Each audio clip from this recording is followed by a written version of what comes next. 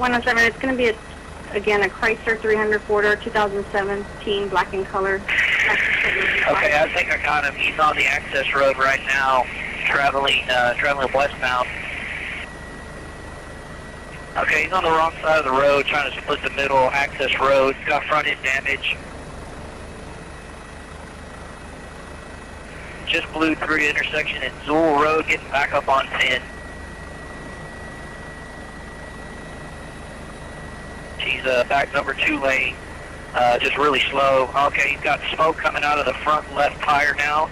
He's probably going to have to shut it down pretty quick. He's smoking on the road. Just lost a tire. Now he's running on the rim. He is IH-10 and FM-1518 taking the exit. IH-10, 1518.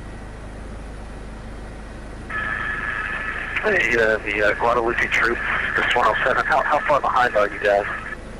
6631 to 107. Going underneath 1518 right now. I'm on 10. Got another unit on the access road. Okay, 10-4. He's still slow rolling it, coming up to Frudenberg Road, still on the access. Heads up, guys. He looks like he's getting out. He's under the floorboard, guys. Under the floorboard. Be careful. Be careful. Under the floorboard, guys. Watch it. Taking up a defensive position, guys.